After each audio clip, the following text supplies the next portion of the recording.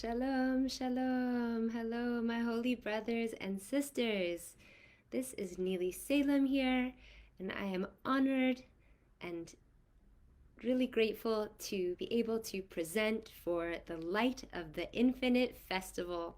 My homie Erez Safar is always throwing it down for Am Yisrael, wanting to bring peace and goodness and light to the whole wide world by sharing Torah. And tonight, in this, I think it's like a fifth or sixth festival, he decided to highlight this concept that Rabbi Nachman brings called the Tikkun HaKlali. So, what is this Tikkun HaKlali? Well, the Tikkun HaKlali is a set of 10 different Tehillim, 10 Psalms that it's like, what does it mean, Tikkun HaKlali? It's called Tikkun is a fixing, and Klali means like general, but really it's like this great fixing, or it's called this complete remedy that Rabbi Nachman says that if you recite these 10 Tehillim, these 10 Psalms, that it can create incredible wonders and miracles in your life, in the whole world, and my gosh, we know we need that now. So I have the honor and pleasure of sharing some teachings now for the next half hour. First, of course, I want to acknowledge God. Hi, God. Thank you so much for the honor of getting to share your beautiful light and Torah in this world. Please, Hashem, help me express beautifully and eloquently and humbly your teachings in a way that can please touch everybody's hearts, and let anyone who's watching or listening, let it really make an impact on them and their lives for the better. Okay, so I'm going to give you a little background just on what Tikkun HaKlali is, what it generally is both for men and for women, and then I'm going to share an unbelievable story of Rabbi Nachman that's going to inspire us a bit. So typically, if I'm being straight up, Tikkun HaKlali is used for men to help them channel their sexual energy in the world. Gedale Fenster was talking about it today. He says that, this is a really difficult challenge that most men and women are struggling with, channeling their sexual energy into holiness.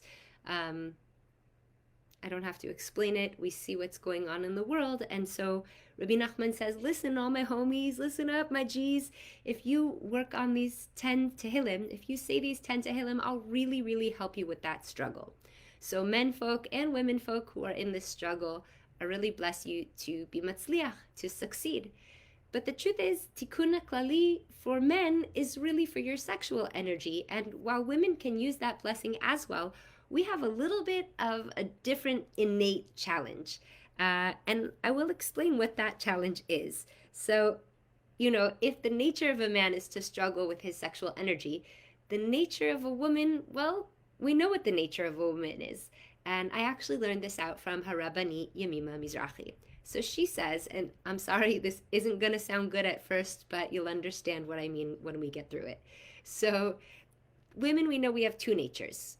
One, biblically, unfortunately, back in the Garden of Eden, when we messed up with, convincing our man to eat from that tree, we got cursed. We got cursed with sadness. Why? Because God says, listen, now that you've eaten from the tree of knowledge and good and evil, you're going to think you know what's good and evil. And when you think you know what's good and evil, you're going to see your kid fall and scrape their knee, and you're going to say, oh no, this is bad.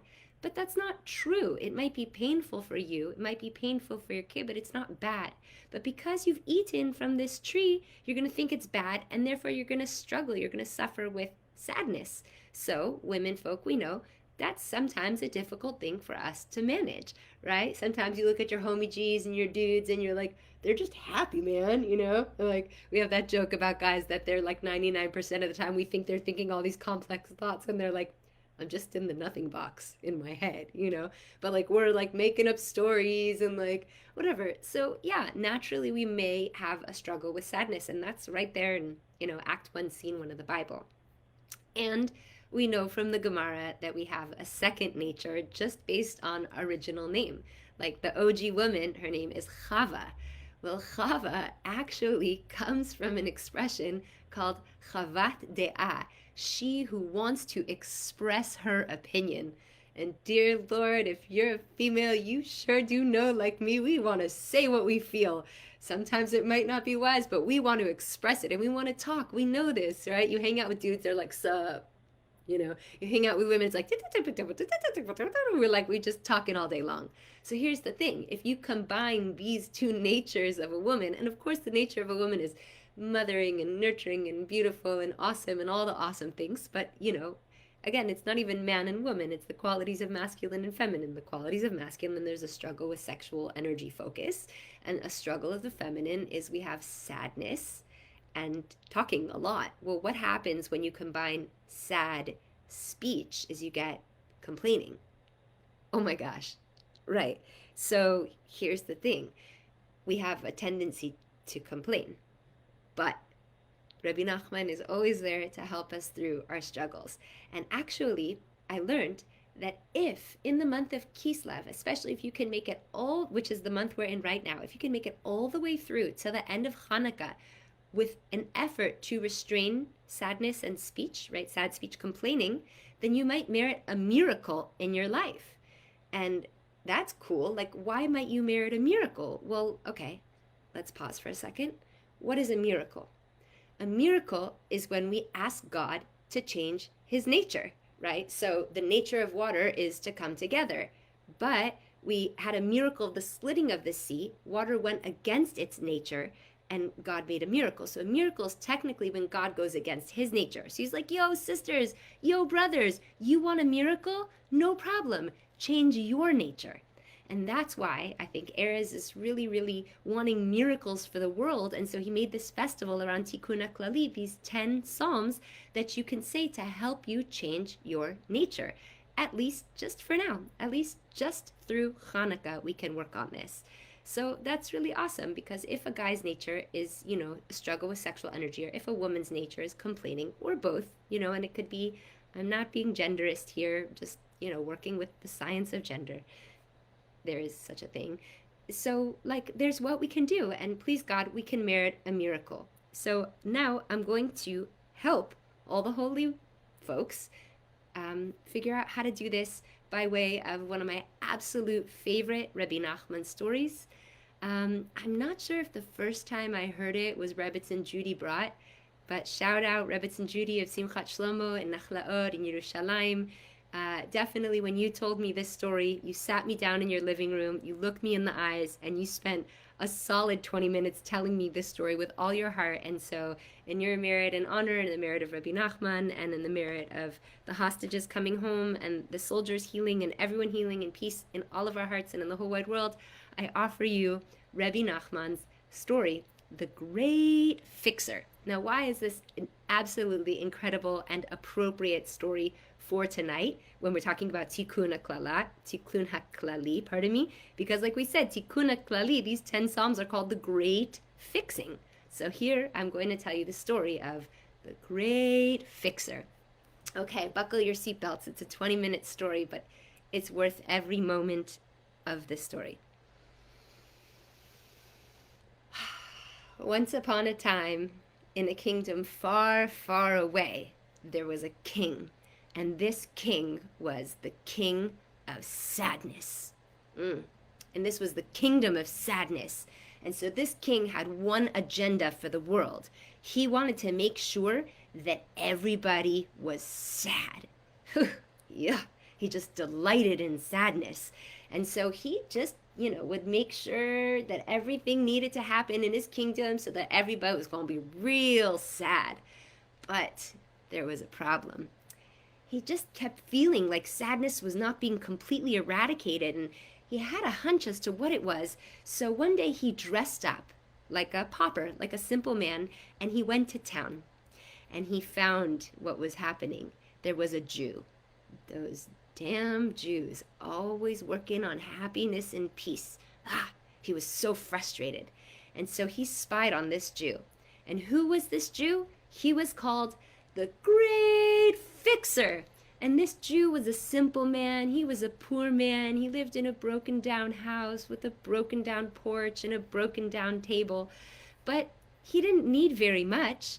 He was content with a little.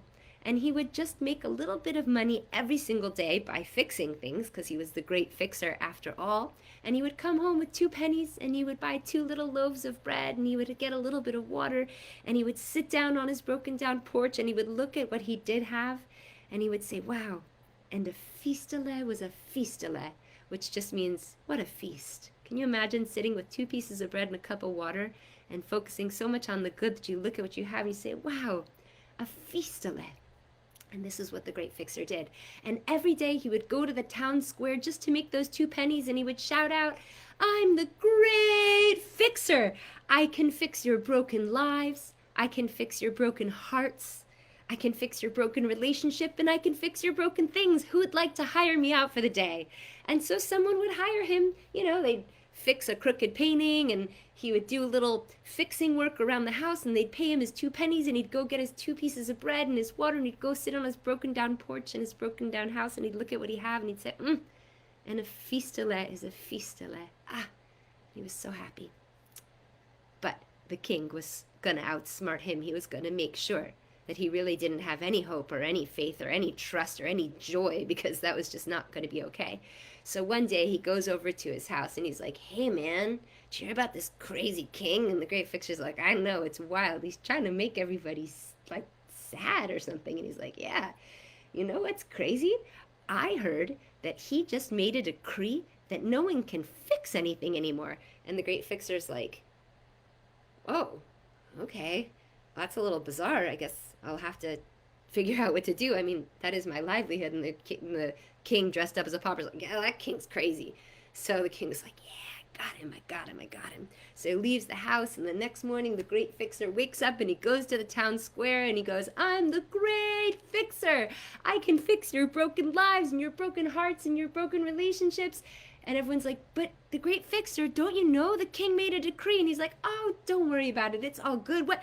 And he sees a lady and she's sweeping her house, and he goes, well, I'm the great fixer. I don't have to fix. I could sweep. Beautiful lady in your beautiful dress. Would you like to pay me 2 pennies and I'll sweep for you? And she's like, sure, why not? So that day, the great fixer got to sweeping. And he got his 2 pennies and he went home and he got his bread and his water and he looked at it and he said, a feastele is a feastele. And that night, the great king came around. Did you hear? And the great fixer said, what? Would you like some bread? And he's like, yeah. You know what the king did today? He outlawed sweeping. And the great fixer's like, whoa, that's a little strange. Okay, well, it's all right. Yeah, it's a little wild. I guess I'll figure something out, you know? And the king's like, yeah, man, bummer. Sorry, bro. And the king leaves. He's all satisfied. He's like, I put this guy out. Don't you worry. But the great fixer is the great fixer, says Rabbi Nachman. And so he wakes up the next day and he goes to the town square, and I'm the great fixer. Anyone have anything? And they're like, but we can't hire you. And he goes, but I see a man chopping wood. And he goes over there to the man chopping wood. He says, my friend, you're an eloquent man. You're an educated man. Why don't you go learn some books? Pay me 2 pennies and I'll chop your wood. So you know how the story goes. He chops wood. He gets his pennies. He gets his bread. He gets his water. He says, feastele is a feastele. Wow, sweet. Same thing happens again and again and again, and the king of sadness is furious. Why can't he just destroy this Jew's spirit? Sound familiar, huh? Yeah. So anyways, the great fixer was never giving up. He was the great fixer. So he said, I know what to do. I have a plan. I'm going to join the king's army. So the next day, he goes in to sign up to be in the king's army, but he has this great idea, and he says to the officer, listen, I know you pay lots of money for a year of service. I don't need that much. How about you just pay me 2 pennies every single day, and I'll be your soldier? And the officer's like, sure, foolish guy, deal. I'll give you 2 pennies a day. So he becomes a soldier in the army of the king of sadness, and he is so stoked. He's got it down. He doesn't have to worry about this crazy king for like a whole nother year. But that night, the king, dressed up as a pauper, comes to visit him, and he's like, I don't understand.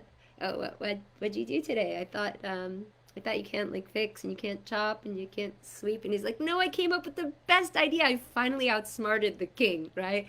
I am just going to be a soldier. And they said they'll pay me. So you know how it goes. The next day, the king decrees in the kingdom, every soldier must only be paid yearly. So the great fixer gets to work as a soldier, and he's like, oh, I'm the great fixer. I'm the great fixer. I'll never give up hope. There's always room for joy. And so he has this great idea. He goes and he secretly pawns his sword. Now he's set. A sword, it's a silver sword, man. He is set. He's going to have a Fenster forever. And he's the great fixer. So he fashions a wooden sword and he covers it in aluminum foil and he sticks it in there. And you know what happens? The king of sadness comes around that night. And the great fixer is like, man, I did it this time. There's nothing he can do. Like, I'm set, I am set. And the king of sadness is like, why? What'd you do this time? How'd you get around the crazy king, And he's like, I pawned my sword. This is aluminum foil. They'll never know. Like, there's barely any action in this kingdom. I'll never have to, use my sword. And the great fixer was so happy, and a Fenster was a Fenster. As you could imagine, the next day, the king has all the soldiers line up. And he says, today is execution day. And I'm going to choose which one of you soldiers is going to have to execute the criminal. And he scans the line of soldiers and he lands on the great fixer and he goes, you are the perfect one to execute this prisoner. So now the great fixer is like, even he feels like a little scared, because a soldier that pawns their sword, that's death penalty. But he doesn't give up hope, and he doesn't give up faith. And he prays, and he figures it out. He says, okay, yeah, I'm first he tries to get out of it, I never really killed anyone. I don't think I'll do a good job. I don't know where on the throat, maybe I'm not the soldier. And the king's like, oh no, it's you. So he goes back into prayer, and he finds joy in that which he does have. And he says, okay. So it's now time for the execution. And the great fixer is in danger of his own life being on the line, because don't worry, he's the great fixer. So the prisoner gets there and he puts his head out on the guillotine or whatever it is. And the great fixer gets up in front of the whole town, because now he has the whole town come to watch the execution. And he puts his hand on his sword and he says, I, as you know, my friends, am the great fixer. I don't just know how to fix your broken homes and your broken hearts. I know magic. And I can tell you one thing is true, that if this man is guilty, I will pull out my sword and I will be able to execute him. But if this man is innocent, I will pull out my sword and it will turn to aluminum foil. And it pulls out the sword and it's aluminum foil, and the crowd gasps. And the king of sadness hangs his head. There's nothing he can do. And the great fixer goes home to his broken down porch and his broken down home. And he has his 2 pieces of bread. And he looks at it and his cup of water. He says, and a Fenster is a Fenster. And that's the story. The moral, I'm sure you can figure out. There's no way to extinguish our spirit, especially when we focus on that which is good and beautiful. The king of sadness, the dark forces in the world, Yachad nenatzeach, together we will do this. Rabbi Nachman says, when asked how things are, and despite hardship or suffering, you answer good, then God says, you call this good? I'll show you what good really is. And this is from the little awesome Rabbi Nachman book called The Empty Chair. I can't figure out how to show it to you. Totally worth hooking it up.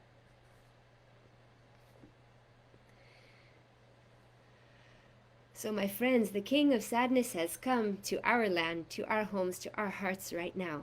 And it's understandable. And it's a dark time, perhaps the darkest we've ever known. and there's no way to deal with it, and there's no way to comprehend it, and there's no way to process it. But we're also on the verge of Hanukkah, and we're also on the verge of the Messianic era and peace in the world. It's the darkest it's ever been because, please God, it's about to be the brightest and the most wonderful it's ever been. But you know the trick. When you enter into a dark room, you don't pull out your boxing match and add more darkness. It's not going to do anything. When you go into a dark room, all you got to do is turn on a light. We're in a really dark world right now. Our responsibility, what we can do, is to turn on a light. And Rabbi Nachman suggests that we can do that using Tikkun HaKlali, using these 10 Tehillim, turning on that light through men being in focus on, whatever, I'll leave that to the men folk, and women adding that light by looking at whatever we have, a mere 2 pieces of bread and a little cup of water, and saying, and a fistele is a fistele.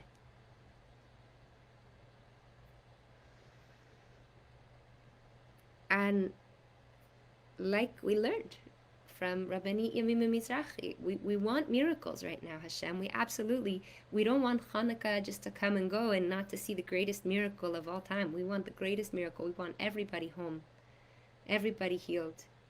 We want Mechayim Meitim. We want the resurrection of the dead. That's a serious miracle. So we're on a team. We're co-creators. We want Hashem to change His nature. We want to change ours. So I implore us, in the wisdom and the light of Rabbeinu Nachman ben Fege, and in the light of this great fixing, this complete remedy, to not only chant the 10 Psalms. You can find it online if you just look up Tikkun HaKlali, and you can find it in English or Hebrew or whatever language you speak. But also I implore us to start using these words, and I implore myself to do that, please God, starting tonight, to just look at everything that's going on and say, fistele is a fistele. Like, for example, last night, for whatever reason, I was struggling with sleep. I think I got like 2 hours. Okay, so do I like moan and groan? Do I, or do I break free from do I change my nature of sadness and speech? That would be sad speech and be complaining, and look at these 2 hours and like little 2 pieces of bread. And a fistele was a fistele.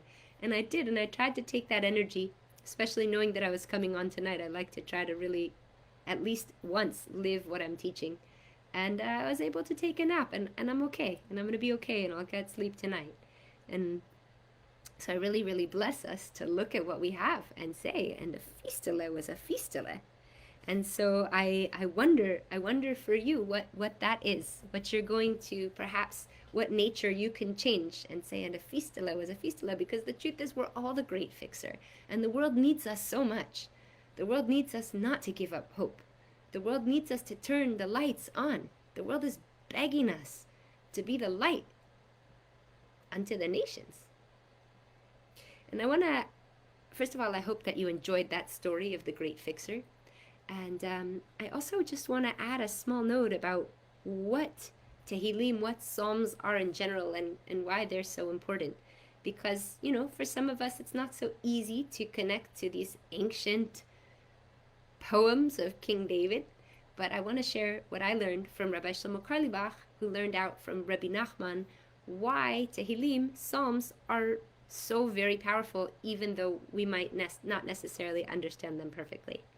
So, what Rabbi Nachman shared is that King David, when he wrote the Psalms, what happened was he went into like a meditative trance, and he opened his heart, and he prayed to God, and he listened in for every single prayer that would ever come down from Adam, first man, all the way to me and you and everything you and I are praying for, to every hostage in captivity, to every person until the great day.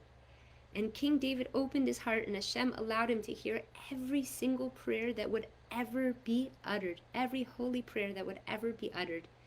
And King David took all of this energy, every prayer you ever said and every prayer you ever will say, and he put them into the book of Tehillim.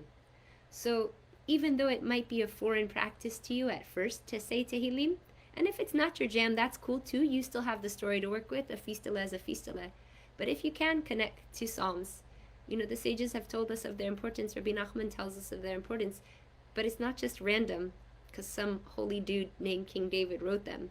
Your prayers are in there. They're embedded. King David was a prophet. He channeled. He knew about you. He knew what you're praying for right now, and your prayers are already in there. So it's like a collective prayer. And we all know we're in a time of elevated consciousness where we understand that it's the collective consciousness that's going to bring peace. And your prayers are already in there. So if you want to know why people are like, oh yeah, you should totally say Tehillim, that's one reason. And I want to add a final Torah from Rabbi Nachman, and then we'll do a summary of everything we've learned. Like we said, probably the darkest times that any of us have ever lived through. And a lot of us, we don't know what to do or how to go about it, or we're feeling guilt, or, we feel like we maybe messed up. I don't know, did I stand idly by? Did I give enough charity? Have I helped? So we feel bad about ourselves. But Rabbi Nachman says that's a setup. I'll tell you why. We were talking about the Garden of Eden earlier and our initial natures that were already set forth from those moments. So we think that we're kicked out of paradise, we're kicked out of the Garden of Eden because we messed up, right? Nah. Reb Shlomo brings something beautiful. Reb Shlomo says, we weren't kicked out of the Garden of Eden because we messed up. Like David Sachs always says, if that was true, why did God put the snake there in the first place? Duh, we're meant to mess up. So Reb Shlomo says, maybe we were kicked out of the Garden of Eden because we blamed each other. So we got to stop blaming, stop adding darkness, and just turn on the lights. But Rabbi Nachman, through Reb Shlomo, says something even more amazing. He says, you want to know why we got kicked out of paradise? Because after we messed up, after things were dark, we thought we weren't worthy of being there anymore. And Rabbi Nachman says that's the greatest sin. That's what kicks you out of paradise. You want to be in paradise in your mind, you got to remember you're worthy of being there, that's where God wants us, that's where we belong. If we're not in paradise, we actually don't fit in with our pure, beautiful essences. We're like these radiant lights. So it's remembering our worthiness and how important we are and the mission and purpose we really do have in this world to bring light. Remembering that we're worthy of that will bring us back into this paradisical state, please God, as soon as we're ready. We've got to remember how important we are, how special we are, how precious we are. And if I'm so precious, then you are, and you are, and you are, and you are. So let's just do a review. We talked about how we're celebrating in this festival Tikkun HaKlali, Rabbi Nachman's 10 Psalms that are called the Great Fixing, or the Complete Remedy. We talked about how for men, this complete remedy can help channel sexual energy, and for women, it can help us with our tendencies of sadness that we were cursed with, and because we thought we knew what was good and bad, and also talking, because that's our thing, and sad speech equals complaining, so we can work on this by focusing on what's good, right? Like Rabbi Nachman says, when asked how things are despite hardship and suffering, you ask good, then God says, you call this good, I will show you good. And from there we learned the story of Rabbi Nachman, the great fixer, about the spirit of a Jew who never gives up. And even when things get really hard and impossible, looks at the beauty before them and says, and a fistula is a fistula.